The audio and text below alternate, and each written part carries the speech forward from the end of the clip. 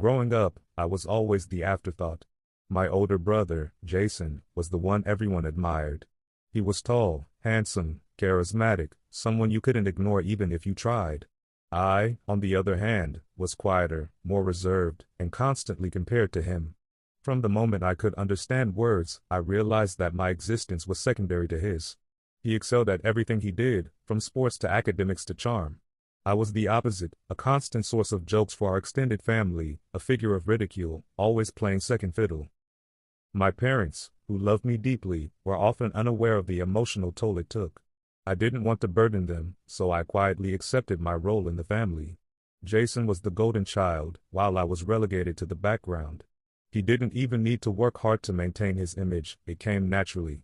It was no surprise when he eventually took the spotlight in the family business. Everyone expected it. But that didn't bother me, not as much as it should have. After all, I had something Jason could never have, Emily. I met Emily in college, and from the very first moment I saw her, I was captivated. She was everything I wasn't: confident, radiant, and effortlessly charming. I was intimidated by her at first, sure she would never give me a second glance. But to my surprise, Emily noticed me. Maybe it was my calm demeanor, my ability to listen, or my quiet strength. She found something in me that intrigued her. Our relationship was slow at first, gentle and filled with moments that felt too good to be true. But as time passed, I started to believe that I had found the one person who truly saw me for who I was. We married soon after graduation, and for a while, life felt perfect. She was my sanctuary, my refuge from the world of mockery and competition that Jason embodied. However, the shadows of my childhood were always lingering. Despite my happiness, I could never shake the feeling that my brother would somehow find a way to undermine me. He never liked Emily, there was something about her that irritated him. Maybe it was because she was someone I could rely on, someone who didn't bow to his charm. Regardless of his feelings, I had hoped that time would smooth things over. After all, she was my wife now, and no matter what Jason thought, she was mine. But that was where I was wrong. That was where my world began to crack, the foundation I had carefully built starting to crumble. The first time I noticed something wasn't right was at a family gathering. My brother had just bought a new house, his dream mansion, in fact. It was the kind of house that screamed success, the kind of place he could flaunt to anyone who would listen. He invited me and Emily over for a party, and though I hesitated, knowing it would be another evening of playing second fiddle, I agreed. Emily and I arrived together, but from the moment we stepped through the front door, I could feel it, an underlying tension between her and Jason. She had always been polite to him, even when he'd mocked me openly, but tonight it was different. There was a warmth in her eyes when she looked at him, something too intimate for my liking. I tried to ignore it, to convince myself it was just my insecurities playing tricks on me, but the feeling lingered. Throughout the evening, I watched as they engaged in conversation, as they laughed and exchanged glances that were far too familiar. Jason's usual jabs at me were replaced with an almost brotherly camaraderie between him and Emily. It stung. I tried to focus on the other guests, tried to be the good husband and smile through it, but every time I looked their way, I saw the subtle signs, the way her hand brushed his arm, the way they leaned a little too close when they spoke. At one point, I stepped away to grab a drink, and when I returned, I overheard them speaking in hushed tones. Emily's laugh was light, almost flirtatious, and Jason's voice was low, soothing. I couldn't make out the words, but it didn't matter. I knew enough to recognize the familiar sound of connection, of intimacy. I turned away before they saw me, retreating into the crowd, feeling the weight of their betrayal in the pit of my stomach. The unease that had been simmering within me began to grow like a storm cloud on the horizon. Emily, the woman I had given my trust to, seemed more distant by the day. Her work hours had extended, she began leaving earlier in the mornings, and when she returned home, there was an emotional coldness in the air. We hardly spoke about anything meaningful anymore. It wasn't that we were fighting, there were no heated arguments, no open signs of trouble, but the silence between us grew thick, like a fog I couldn't see through. I told myself that maybe she was just stressed. She had always been dedicated to her work, and I respected that. But as the weeks passed, I began to notice the small things, the way her body language had shifted around me. She no longer sought my touch, my comfort. Her smiles were fleeting, as if they were no longer meant for me. There were moments when I would catch her staring at her phone with a look I couldn't quite decipher, her fingers tapping away quickly, too quickly for me to ask her what was going on. The feeling of betrayal began to gnaw at me, but I pushed it down. I didn't want to be the paranoid husband. I didn't want to jump to conclusions without knowing for sure. That was until one fateful evening when everything changed. I came home early from work, eager to surprise her with dinner. I had hoped to rekindle the warmth we once shared, to do something special for us. But when I stepped into our living room, I saw her phone lying face up on the coffee table. It buzzed as I walked by, and instinctively, I glanced at it. The message that flashed on the screen was from none other than my brother, Jason. "I can't wait to see you again tonight. Let's keep this our little secret." The blood drained from my face. I froze. The words didn't make sense at first, and I thought I had misread them. But no. I saw the name, Jason. My brother. The same man who had always belittled me, who had made me feel like I was lesser, and now, here he was, texting my wife like they had some secret between them. I didn't need to see any more. The sharp, agonizing truth hit me like a punch to the gut. My wife, the woman I had given my everything to, had been having an affair with my brother. The betrayal was so profound, so deep, I could hardly breathe. I felt like the floor had fallen out beneath me, and I was left suspended in an abyss of rage and disbelief. I couldn't stop myself. I stormed into the bedroom and confronted her, the words tumbling out in a frantic rush. "Is this true? Have you been with him? Is this why you've been so distant? Why you've been pulling away from me?" She stood there, her face pale, her eyes wide with shock, as if she hadn't expected me to find out. At first, she denied everything. But when I showed her the message, her face crumpled, and the guilt flooded her expression. Slowly, painfully, she admitted to the affair. "I'm sorry," she whispered, her voice barely above a tremor. "It's not what you think." But I didn't want to hear it. Her apologies felt hollow, as though she had said the words 1,000 times before. She explained that it had started innocently enough, but somewhere along the way, her connection with Jason had deepened. She claimed it was my fault too, that I had become too predictable, too boring, while Jason had made her feel alive, desired, something she hadn't felt in years. I recoiled, the pain overwhelming me. My wife had chosen my brother over me. The man who had spent his life mocking me, laughing at my misfortune, was now the one she had turned to for comfort. And then she said it. The words that shattered me entirely. "I never loved you the way you think I did. I married you because you were safe. Jason. He's the one I've always wanted." It felt as though the air had been sucked out of the room. The woman I had trusted, the woman I had built my life around, had never truly loved me. I was nothing more than a placeholder, a safety net. The anger inside me exploded. I wanted to scream, to hurt her as she had hurt me, but I kept my composure. This wasn't the end, not yet. I wasn't going to let her or my brother get away with this. Not without paying the price. The aftermath of Emily's confession was nothing short of devastating. She left that night, needing space, she said. But in reality, she was fleeing from the guilt, the fallout of what she'd done. I didn't stop her. I couldn't bring myself to say anything more. I just watched her walk out the door, the sound of it closing echoing in my chest like the finality of everything I had worked for. The silence that followed was deafening. For days, I walked around the house, as if in a daze. The house we had once shared, filled with promises of forever, now felt like a mausoleum. I tried to focus on the anger. I needed to let it fuel me, to give me the strength to take action. I couldn't cry. Not yet. There was no time for tears, only plans. And revenge. I didn't reach out to her. I didn't plead with her to come back. That was beneath me now. This was about something bigger than her, bigger than my hurt. This was about balance, about showing them both the consequences of their betrayal. My brother, the man who had spent his life making me feel small, was the architect of this entire disaster. He had taken what was mine, and now he would pay. In the quiet aftermath of Emily's departure, I began to focus on the bigger picture. Jason.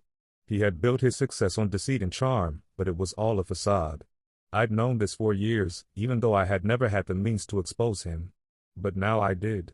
Now, I had the knowledge, the connections, and the fury to tear him down. I started to methodically gather intel on his business dealings. I knew his empire was built on shaky ground. He had used every trick in the book to climb to the top, undermining competitors, exploiting those who worked for him, and lying to investors. It didn't take long to reach out to a few disgruntled former employees, people who had been cast aside once they had outlived their usefulness. They had their own stories of betrayal. They were more than willing to talk, especially once they knew who I was. Each conversation added a piece to the puzzle. Jason had lied about his financials, manipulated the board members, and even falsified documents to cover up his mistakes. I spoke to investors who had been promised the world but had received nothing but empty promises and lost money. The cracks were growing wider. But it wasn't enough to just have the information. I needed to ensure that it would be believed, that Jason's empire would crumble under the weight of his lies. I started making the right calls, reaching out to journalists I knew from past dealings. I didn't need to be loud. A quiet whisper in the right ears was all it took. Soon, the first article appeared, just a small mention of financial discrepancies in his latest quarterly report. It was nothing more than a seed, planted in the public eye. Jason must have thought it was a mistake. He hadn't yet realized the storm that was brewing. But that was the beauty of it. This was just the beginning. I would make sure the truth came out slowly, piece by piece, until he was standing at the edge of a precipice, with nowhere left to turn. As I sat back and watched the early signs of Jason's fall, I couldn't help but feel a rush of satisfaction. But I knew that it wasn't enough yet. Revenge wasn't something you could rush. It needed to be calculated, methodical. I had spent years playing the victim, hiding in the shadows, but now I was in control. The slow unraveling of their lives was a delicate operation, and I had to ensure every detail was perfect. With Jason's business teetering on the edge, I turned my attention to Emily. She had been a successful marketer, her career blooming in the high-stakes world of corporate promotions. Her reputation had always been spotless. She had been the model professional, until now. Now, her secrets would come to light, just as Jason's had. I knew she had made enemies along the way. There were clients she had misrepresented, deals that had been less than transparent. It wasn't hard to find the cracks. I spoke to a few former colleagues of hers, people who had worked alongside her in her early days. They weren't as loyal to her as they had once been. It didn't take long to start digging up the dirt. One source was particularly helpful, revealing how Emily had used her position to gain favors, how she'd used her looks to manipulate situations and climb the corporate ladder. I started feeding these revelations to people in her industry. It wasn't hard, she had a reputation, after all, and that was both her strength and her weakness. I sent anonymous emails to her colleagues, subtly suggesting that Emily's professional conduct might not be as squeaky clean as it appeared. Her rise to success, I hinted, had more to do with who she knew and how she used her influence than her actual abilities. At the same time, I ensured that the rumors about Jason's business practices spread like wildfire. It wasn't just about money anymore. It was about his entire life, his entire career. I reached out to financial analysts who had once been on his side, planting stories of fraudulent tax returns, doctored accounts, and under-the-table deals. Slowly but surely, the walls began to close in around him. Jason had spent his entire life building this empire, this image of success, but all of it was based on lies. And now, the truth was coming for him. The media attention he had once enjoyed, the praise he had received, began to shift. Investors started pulling back, business deals stalled, and his clients grew wary. The public was starting to doubt him, and that doubt was spreading fast. Emily, meanwhile, was starting to feel the pressure. I could see the cracks forming in her life. People started to question her integrity, her ethics, and whether her success had been built on merit or manipulation. Her colleagues who had once admired her now began to distance themselves. Those whispers I had planted began to take root. She received subtle hints in her professional circles, uncomfortable comments, veiled criticisms. It wasn't obvious at first, but Emily could feel the shift. Her once glowing career was now on the brink of collapse. I watched it all unfold, but I wasn't done yet. This wasn't about simply tarnishing their reputations. It was about destroying their sense of security, their belief that they were untouchable. I wanted them to feel what I had felt all those years, that sense of helplessness, the knowledge that no matter what they did, they couldn't escape the consequences of their actions. The storm was gathering. It was only a matter of time before it hit. In the weeks following my initial actions, I settled into the calm before the storm. My every move was carefully planned, a precision I hadn't known I was capable of before. Revenge, I realized, was not just about the satisfaction of seeing your enemies suffer. It was about the slow, careful dismantling of their lives, seeing them spiral while you remained unscathed. I began with Jason's business dealings, knowing that would be the most effective way to weaken him. He had always prided himself on his empire, the one he had spent years building. To the outside world, he was a genius entrepreneur, a man of vision and charm. People adored him. He exuded confidence, an image of success. But beneath the polished veneer of his public life was a different truth. Jason was ruthless, manipulative, and more than willing to step on anyone who stood in his way. I had witnessed it all growing up, the way he had weaseled out of difficult situations, throwing others under the bus to protect his own reputation. Now, it was my turn to make him feel the sting of his own actions. The first step was gaining access to his financial records. Over the years, I had built a network of contacts, people who owed me favors. It wasn't difficult to find someone who had once worked with Jason in a capacity that allowed them to access some of his more questionable transactions. The leaks were subtle at first. A document here, a discrepancy there, small, almost imperceptible details that would raise suspicion but not enough to be immediately noticed. I knew that once the seed was planted, it would grow. But Jason, ever the confident figure, remained oblivious. He didn't see the quiet whispers that were slowly being fed to the right people. The slow trickle of doubt among his investors and board members. His employees, once loyal, began to question him. And the rumors? They only grew louder. I wasn't in a rush. I wanted him to feel the slow tightening of the noose. I wanted him to start doubting everyone around him, questioning who could be behind the leaks. As the days passed, it became clear that Jason's empire was faltering. The financial reports started to reflect the discrepancies I had carefully orchestrated. His investors were growing increasingly uncomfortable, pulling their money out in droves. He couldn't hide the truth for much longer. While Jason's world began to shake, I turned my attention to Emily. Her professional life had always been something she flaunted. She had worked hard to build her reputation in the marketing world, and she had the accolades to prove it. But I knew the truth. I knew the stories she had kept hidden, the deals that had been made behind closed doors, and the promises that were never kept. Emily had climbed to the top by using her charm, her beauty, and her willingness to do whatever it took to succeed. I reached out to a few people who had known her during the early days of her career, before she had become the polished, professional image she presented to the world. The stories they told me were unsettling. Emily had always been willing to flirt her way to the top, using her looks and her charm to manipulate her bosses into giving her opportunities. Some even hinted at how she had used more than just her charisma to seal certain deals, rumors about affairs with influential clients. It wasn't difficult to make these whispers circulate through her industry. She had made the mistake of becoming a public figure, and public figures had a way of attracting attention, both good and bad. I fed the rumors strategically. I didn't need to expose every secret at once. I simply needed to plant the seeds of doubt in the minds of her colleagues and clients. A whispered word here, an anonymous email there.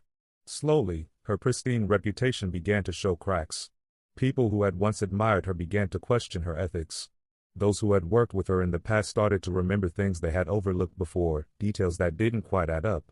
She had built her career on the illusion of hard work, but now that illusion was starting to dissolve. Jason's business was crumbling, and Emily's professional world was slowly unraveling. And yet, neither of them had any idea that it was me who had set these events in motion. They continued with their lives, oblivious to the quiet storm that I had unleashed. But I was patient. I knew that it would take time for everything to fully collapse. And when it did, it would be so complete that they would have nowhere to turn. The first signs of the collapse were subtle but unmistakable. Jason's business, which had once seemed invincible, began to show the first cracks. His board members were whispering among themselves. The questions about his finances, which I had carefully planted, were now surfacing in public forums. Articles began appearing in financial journals, questioning the integrity of his operations. Investors, once eager to pour money into his projects, began to hesitate. The first company pulled out, then a second, and the whispers of fraud became louder. I watched from the sidelines, feeling a strange satisfaction. My brother had always been the one in control, the one who everyone admired and looked up to. And now, he was spiraling. The walls he had carefully constructed were starting to crumble. His empire, built on manipulation and deceit, was collapsing under the weight of its own lies. I knew that it wouldn't take long for him to feel the full force of it. The pressure would mount. But it wasn't just the financial damage that would devastate him. Jason's ego, always so inflated, was beginning to deflate.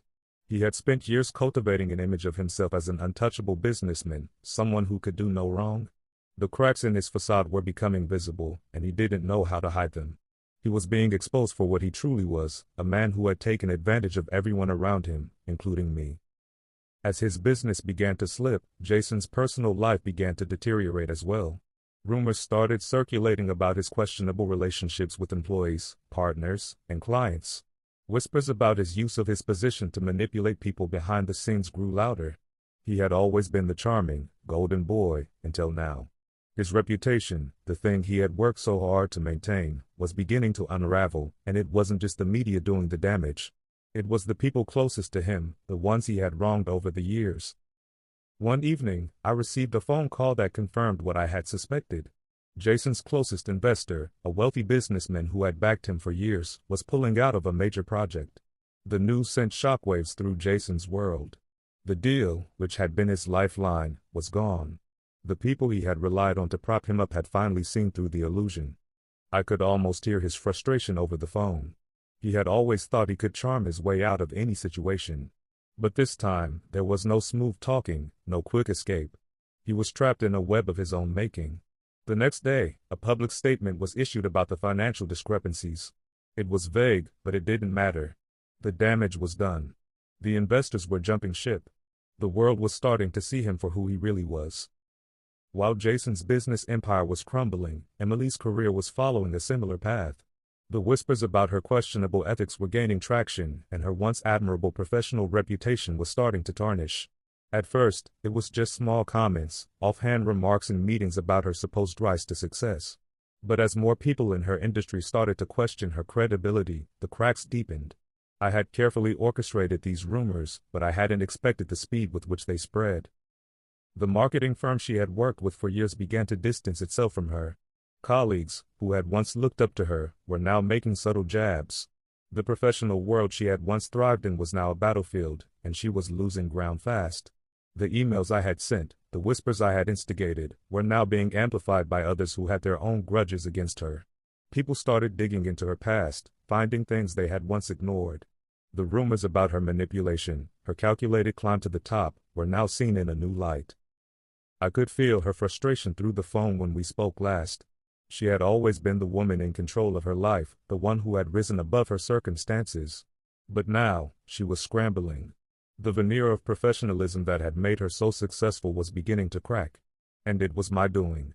The satisfaction that came with this knowledge was undeniable. She had betrayed me, but now it was her turn to experience the slow unraveling of everything she had worked for. The true beauty of this revenge was that it wasn't loud or dramatic. It didn't come with fiery confrontations or public humiliation. It came in the form of slow, methodical destruction. It was the quiet dismantling of their lives, piece by piece, until they had nothing left. And the best part? They didn't even know who was responsible. They couldn't blame anyone but themselves. I watched as both of them struggled to maintain the semblance of their former lives. Jason, once the king of the business world, was now desperately trying to salvage his reputation. Emily, who had once walked through life with confidence and grace, was now uncertain, grasping at whatever fragments of her career she could hold on to. I wasn't done yet. I knew that the final act of revenge would come when they were both at their lowest. But that time had not yet come. For now, I could only watch and savor the slow descent of my brother and my wife, the two people who had betrayed me, the two people who had thought they were untouchable. The cracks in Jason's empire became more pronounced with each passing day. The people who had once supported him, who had praised his charm and business acumen, were now beginning to back away. The first sign of his downfall came when one of his largest investors publicly pulled out of a deal, citing unforeseen financial discrepancies. The wording was vague, but the message was clear. That investor had been a pillar of Jason's success, and the fact that he was distancing himself from Jason sent ripples of doubt throughout the business community. Jason tried to smooth things over, as he always did, using his signature charm and silver tongue to reassure his clients, his partners, and his employees. But his words no longer held the weight they once did. The rumors had taken on a life of their own, and no amount of charm could erase the damage. His personal brand, once synonymous with trust and reliability, was now seen as a facade, a carefully constructed illusion that was beginning to crumble. It didn't take long for the media to pick up on the story. Small leaks turned into full-blown exposés, detailing his financial mismanagement, questionable business practices, and the lies he had told to cover his tracks. His public relations team worked overtime to spin the narrative, but they were fighting a losing battle. The stories were out, and they were gaining traction. What had once been whispers among investors and board members was now front-page news. Jason, the golden child, the man who had always seemed untouchable, was now on the defensive. His emails, once the cornerstone of his success, now contained the seeds of his undoing. It wasn't just the financial discrepancies anymore. There were allegations of improper conduct, of using his position to coerce people into unfavorable deals. His reputation, which had taken years to build, was now in tatters. And as his business began to collapse, his personal life followed suit. Emily, meanwhile, was facing a similar fate. The professional world she had once dominated with ease was now a battlefield. She had always prided herself on being the one who could manipulate any situation in her favor, but now, those same tactics were coming back to haunt her. The rumors about her rise to the top, about her using her charm and beauty to secure deals, were becoming more widespread. Clients who had once admired her for her strategic mind were now questioning her integrity. Some even started to pull out of their contracts with her firm. Emily's once promising career was now hanging by a thread. Her confidence, which had always been a source of her strength, was beginning to falter. She knew that the whispers were getting louder, and soon, they would be impossible to ignore. The moment I had been waiting for came when Emily's company decided to terminate her contract. She was blindsided by the decision, but in hindsight, I knew it was inevitable. The firm had no choice. The allegations surrounding her, though still largely unproven, had become too damaging. She had become a liability, and the company couldn't afford to be associated with her any longer. Emily was now unemployed, her reputation in tatters, her career in ruins. The phone call came late one night. I could hear the distress in her voice, the panic she was trying to hide. She had always been the one to control the narrative, the one who had always been in charge. But now, she was on the other side. Now, she was the one whose reputation had been shattered, the one whose future was uncertain. "Why is this happening to me?" she asked, her voice trembling. "I didn't do anything wrong. I've worked so hard, and now this. This is how it ends?" Her words were full of desperation, but I felt no sympathy. Not after everything she had done. She had betrayed me, used me as a stepping stone, and for what? To be with Jason? To climb higher in her career? Now she had nothing. I didn't say much. I could have offered her empty words of comfort, but I didn't. Instead, I let her struggle, let her feel the weight of her own actions. She had made her choice, and now she was paying the price. As the days passed, Jason and Emily both found themselves alone, their worlds crumbling around them. Their connections, once so powerful, now meant nothing. The friends they had relied on turned their backs. The colleagues who had once admired them now looked at them with disdain. The people who had once believed in their success were now watching from the sidelines, waiting for the inevitable fall.